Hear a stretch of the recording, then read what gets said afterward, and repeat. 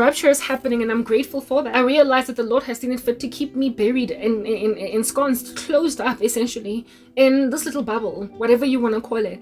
Because I was never going to be good. I was never going to be good. It's the last days. It's the days of Sodom. It's the days of Gomorrah. It's the days of unreasonableness.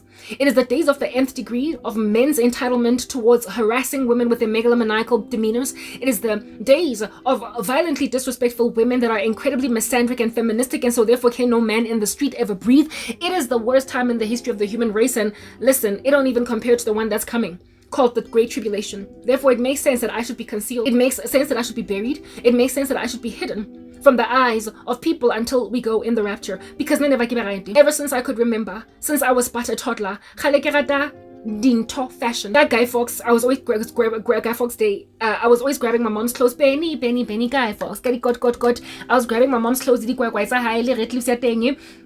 then going out there, like, you know, the 5 rand on Guy Fawkes Day. That was like a whole culture in South Africa. Yeah, Benny Guy Fawkes. Yeah. And then I became a young woman, and I loved getting my body clothed. When I was making money in corporate South Africa, I then bought the clothes for myself.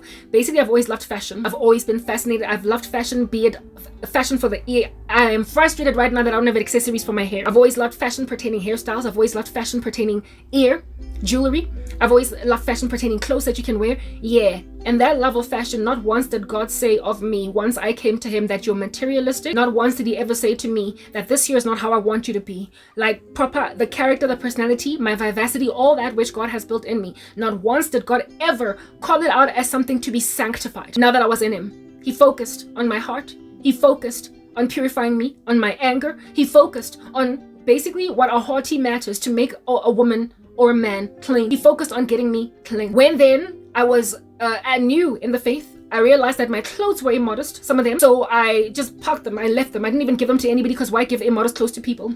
I packed them, and then I made a decision to start cloaking and shopping for more modest clothing, looser skirts, looser dresses, looser jeans, looser pants for work, so they don't hug my body. However, not once did I ever imagine I need to stop wearing earrings. And not once did I ever imagine I need to stop wearing mascara, eyeliner, none of that. The only thing that God convicted me of was the gepe, and he also convicted me of tight body hugging, skinny jean type stuff. Really tight, anything that felt like that's just gonna hug the body. That's what he convicted me of. But he never came at my hair, and he never came at my jewels. And yet I got brother enigma type men coming at all that. You want women to conceal because you are possessive and satanic.